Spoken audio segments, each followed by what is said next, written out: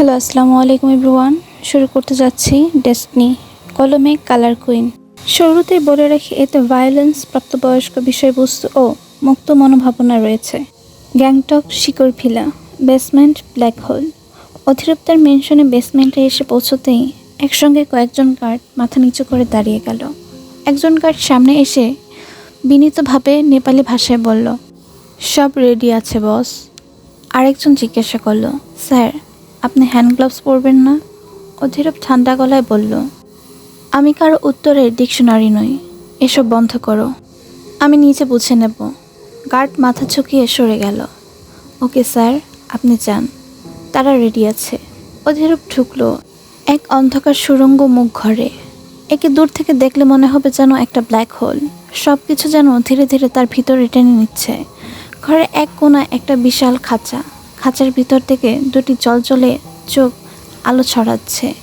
অধিরূপ ধীরে ধীরে কাছে গেল, হ্যান্ড গ্লাভস পরা হাত বাড়িয়ে দিল। চোখ দুটো সামনে এগিয়ে এসে তার হাতে মাথা রাখল। অধিরূপ মৃদু গলায় বলল, কেমন আছিস? অভিক বিছানায় শুয়েছিল। কিছুক্ষণ পরে লম্বা শাওয়ার নিয়ে কালো রঙের জামা পরে আয়নার সামনে দাঁড়িয়ে মাথা ব্রাশ করছিল। যখন সে আলমারির দিকে যাচ্ছিল, হঠাৎ কেউ তার নাম ধরে ডাকল, অভিক। অভিক পিছনে ফিরে তাকিয়ে দেখল আয়নার ভিতরে একটা অন্য অভিক দাঁড়িয়ে আছে। আয়নায় থাকা অভিক বলল, কি রে অভিক সেন? ভালোই। তোমার কি আসলেই কোনো পরিচয় আছে? আসল অভিক উত্তর দিল, হ্যাঁ আছে তো। অধিরূপ আমার পরিচয় আর আমি তার। আয়নায় থাকা অভিক উত্তর দিল, হ্যাঁ জানি, কিন্তু তোমার ওই প্রতিশোধের পরিকল্পনাটা কি হলো? যারা তোমার প্রাণভোমরাকে মেরেছে তাদের কিছু করবে না? অভিক গম্ভীর হয়ে বলল, অবশ্যই, প্রতিশোধের জন্যই তো আমি আছি। আমার নতুন জন্মের উদ্দেশ্য এই মানুষগুলোকে তাদের প্রাপ্য শাস্তি দেওয়া, ঠিক যেভাবে আমার প্রাণভোমরাকে মেরেছিল। না না, তাদের আমি শেষ করে দেব, আরও ভয়ঙ্করভাবে। এটি আমার প্রতিজ্ঞা। তুমি আসো তো, আমার কাজ আছে। ওয়েস্ট বেঙ্গল। আন্ডারওয়ার্ল্ডে আবার হইচই পড়ে গেছে। ফের একবার হ্যাক, তবে এবার ঘটনাটা অন্যরকম। একটা মেয়েকে বাঁচানো হয়েছে, যার অশ্লীল ছবি ফাঁস হতো, আর একটু হলে বাজে হ্যাকারদের এই কাজটি ছিল। পুলিশ যখন ঘটনাস্থলে আসে ও ফুটেজ রিকভার করতে যায়, তখন অলরেডি ফুটেজ রিকভার হয়ে গেছে। পুলিশ অফিসার গিয়ে দেখে কম্পিউটারের ওপর একটা পেন ড্রাইভ পড়ে আছে, পাশে স্টিকি নোট লেখা, মেয়েদের সচেতন করুন যেন সোশ্যাল মিডিয়ায় ছবি ছাড়ে। এরপর আবার হলে তাদেরকে আবার আমি বাঁচাবো। আমার স্টিকি নোটগুলোকে কেউ ইতিবাচকভাবে ধরবেন না, সব উল্টো মানে ধরবেন। এটি প্রচার করে দেবেন। ইতি সঞ্চারী। পুলিশ অফিসার নোটটা পড়ে বলল, মানে দাঁড়ায় মেয়েদের সোশ্যাল মিডিয়ার ছবি না ছাড়তে বলা হচ্ছে, আর দ্বিতীয়বার যদি বিপদে পড়ে তাদের সঞ্চারী আর বাঁচাবে না। অন্য একজন বলে উঠল, অসাধারণ মাথা, এইরকম হ্যাকার আমি জীবনে দেখিনি। আর এক অফিসার হাত ঢুকে বলল, স্যালুট সঞ্চারী। রাত 8টা। আমি কোনো মতো দরজা খুলে বাড়ির ভেতরে ঢুকলাম। ঢুকেই দেখি মহুয়া খুন্তি হাতে দাঁড়িয়ে আছে, মুখটা কড়া, চোখে রাগ। তিনি এগিয়ে এসে বললেন, কী রে সঞ্চনা, কটা বাজে এখন? এটা কি বাড়ি ফেরার সময়? আমি একটু কুচকে গিয়ে বললাম, রুচিরার বাড়ি গিয়েছিলাম, তাই একটু দেরি হয়েছে। প্লিজ কিছু মনে করো না, আর হবে না, কথা দিচ্ছি। মহুয়া একটা দীর্ঘশ্বাস ফেলে বললেন, তুই যখন মা হবি তখন বুঝবি আমি কেন এত চিন্তা করি। আমি চোখ ছোট করে বললাম, প্লিজ মা, এখন চুপ করো, যখন মা হব তখন দেখা যাবে। আর কদিন পরেই তো বিয়ে হয়ে যাচ্ছে, তখন তো নিজের বাড়ি হয়ে যাবে। ওই সময় বাবা সোফায় বসে টিভি দেখছিলেন, খবর চলছিল। স্ক্রিনে রিপোর্টার বলছিলেন, আবার সঞ্চারী কয়েকজন মেয়ের জীবন বাঁচিয়ে দিল। পুলিশ অবাক। বাবা বললেন, মেয়েটা জিনিয়াস, গুড। এই শুনে আমার ঠোঁটে এক চিলতে বাঁকা হাসি খেলে গেল। দোতলায় উঠতে গেলাম, নিজের ঘরে গিয়ে দরজা বন্ধ করে দিলাম। ফোন করে বললাম, সব কিছু ঠিকঠাক হয়েছে? একদম পারফেক্টলি। অপর পাশ থেকে একজন পুরুষ কণ্ঠে বলল, গুড, এটাই তো চাই। আমি বললাম, থ্যাংক ইউ, গুড নাইট।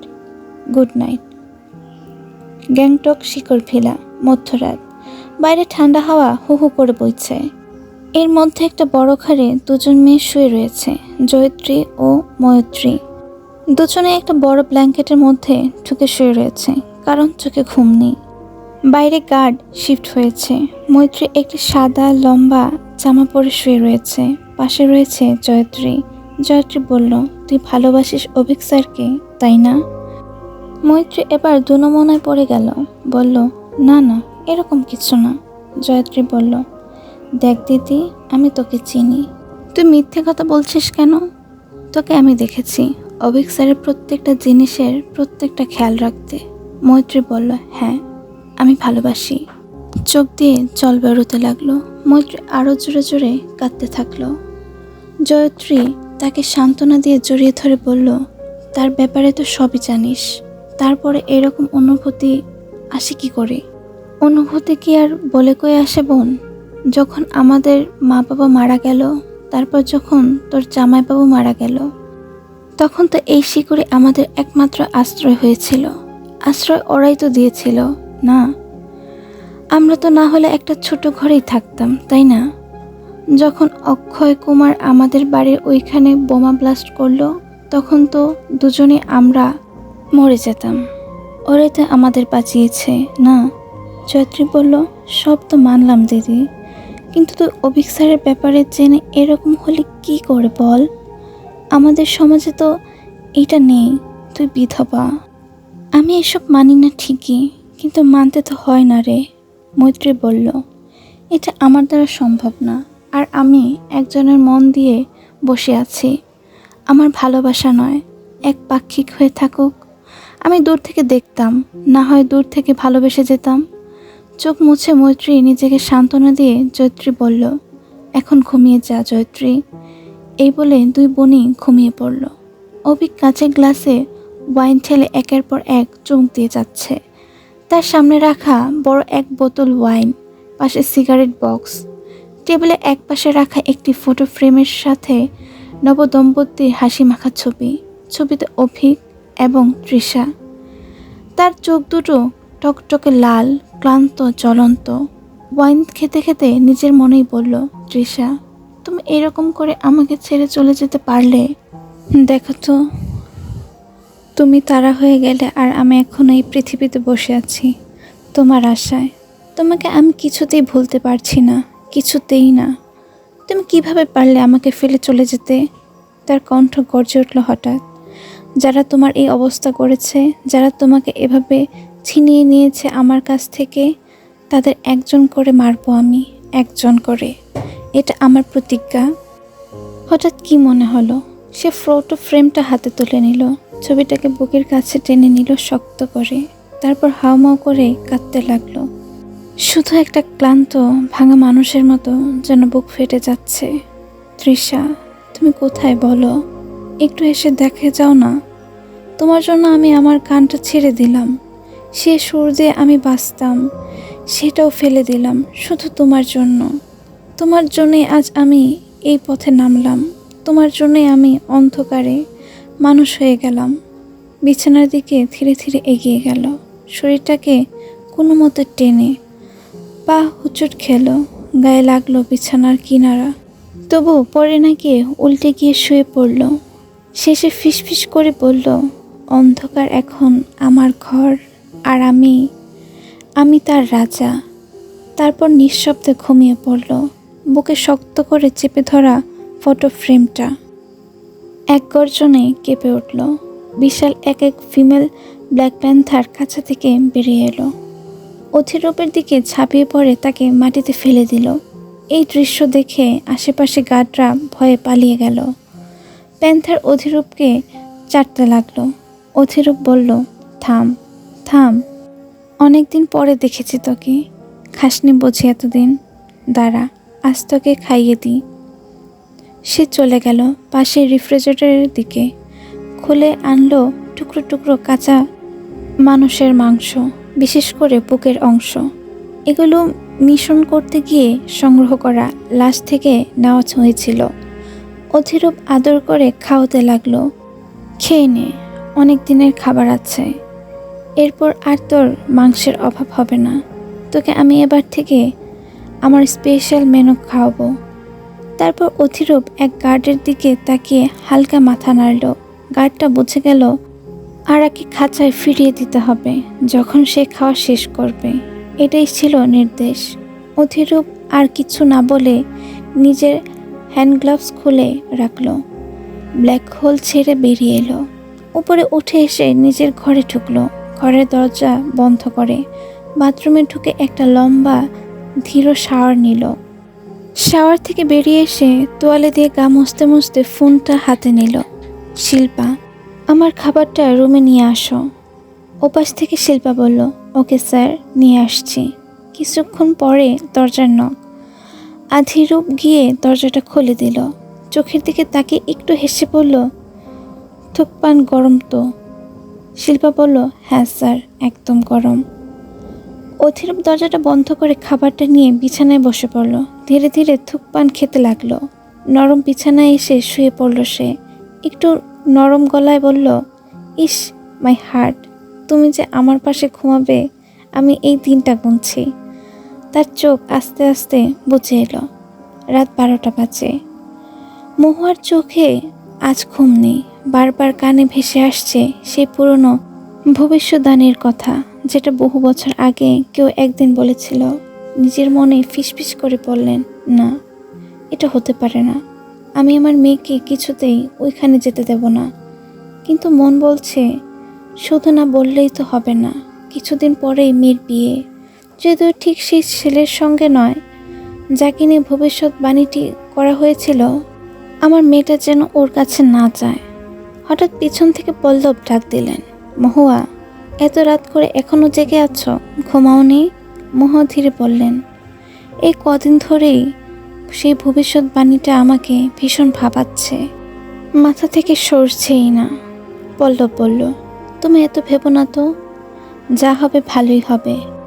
মহুয়া কাপা গলায় বললেন, তাই বলে এইরকম একটা জিনিস আমি মানতে পারছি না, মেনে নিতে পারছি না। পল্লব গভীর গলায় বললেন, আমরা মানি বা না মানি, অনেক কিছুই উপর থেকে ঠিক হয়ে যায় মহুয়া। যদি সত্যি সব কিছু ঠিক থাকে তাহলে আমাদের কিছু করার থাকবে না। ওকে সে নিয়েই যাবে যেভাবেই হোক। আর এমনও হতে পারে আমাদের মেয়ে ওর সঙ্গে সুখী থাকবে। একটু থেমে বললেন, তুমি এত ভেবো না, ঘুমিয়ে পড়ো। অন্যদিকে আমি ঘরে বসে আছি, ঘুম আসছে না কিছুতেই। আমার বিয়ের কথাটা শুনে কেন যেন একটা অস্বস্তি হচ্ছে, ভালো লাগছে না কিছুতেই। কেন যেন আমাকে এখনই বিয়ে করতে হবে। আমার তো এখন অনেক কাজ আছে, তার উপরে মার এত নিষেধ, এত বাধা, সব যেন শ্বাসরোধ করে। আবার ভাবছি এর থেকে হয়তো বিয়েই ভালো, অন্তত একটা ঠিকানা তো থাকবে। হঠাৎ আমার চোখ গেল হাতে, সেই ট্যাটুটার দিকে। আমি ফিসফিস করে বললাম, আহা, কি সুন্দর এই ট্যাটুটা। আবার ভাবলাম এই ট্যাটুটা কতটা বিরল। আজও মনে হয় এর মানে আমি পুরোটা বুঝতে পারিনি। আমি মনে মনে বললাম, তোর, আমি বাড়িতে থাকবো না, যেমন ভাবা তেমন কাজ। এই বলে দরজার দিকে এগিয়ে গেলাম। ভালো করে ডোরটা দেখে নিলাম, বাবা মা দুজনে ঘুমিয়ে পড়েছেন। আমি এখন বেরোবো সাইকেলিং করতে।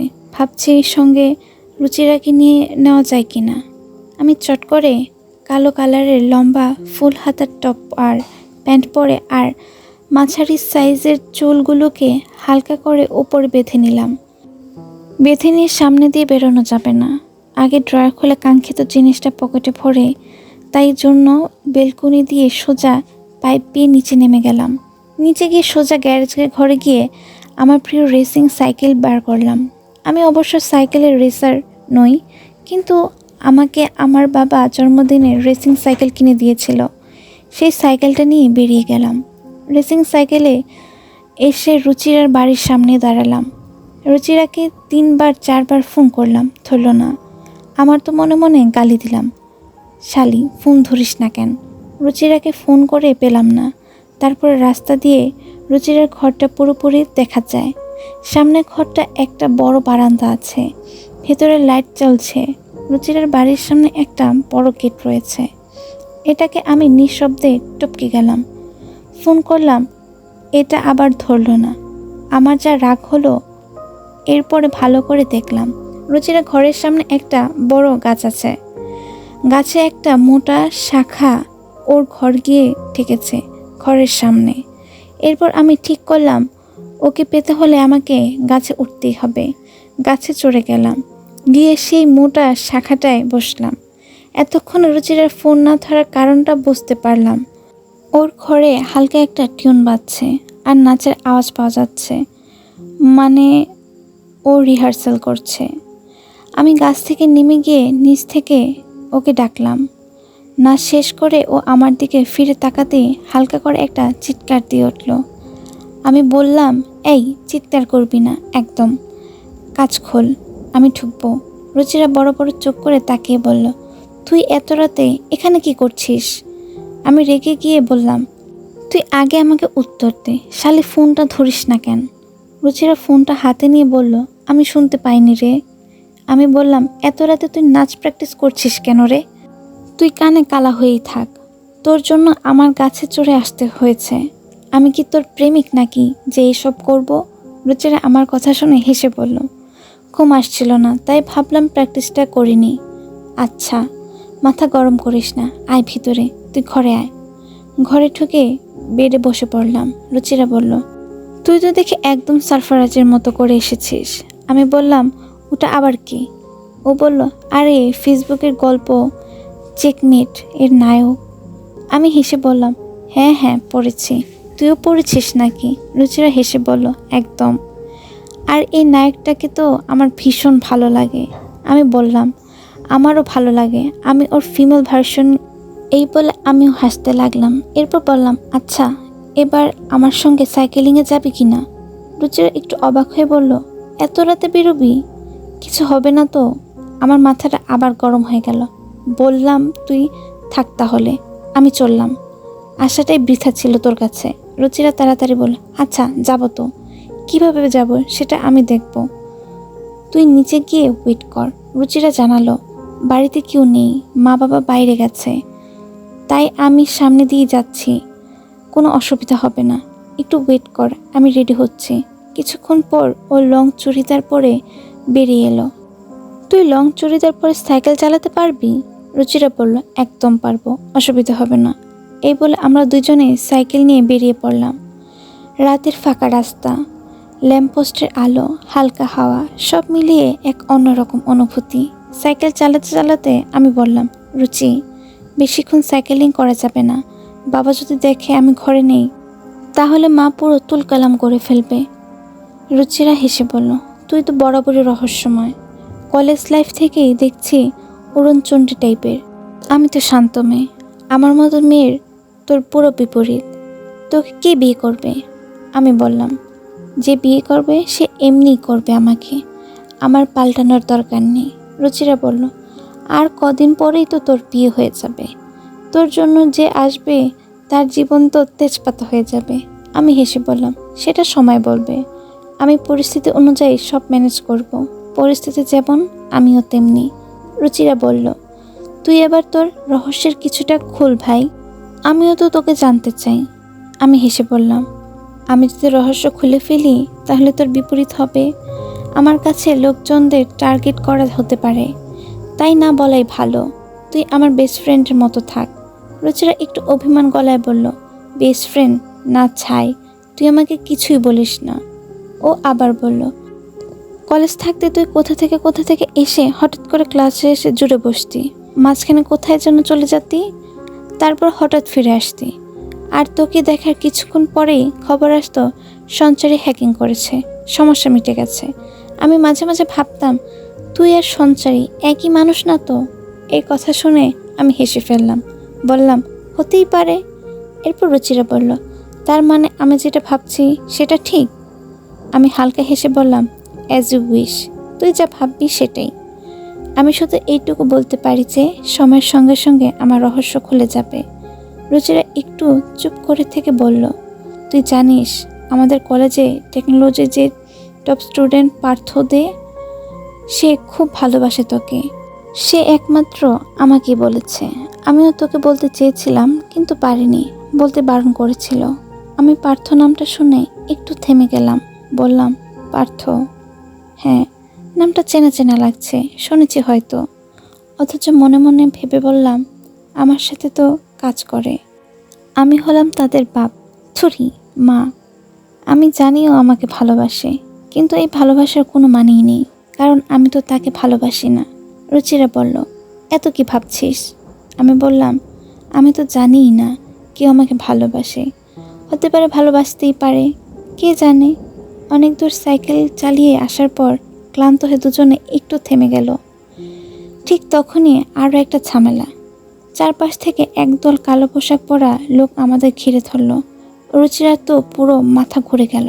রুচিরা ভয়ে ফিসফিস করে বলল, এই জন্যই বলেছিলাম রাতে আসা ঠিক না। দেখিস তো কি অবস্থা হয় একেবারে।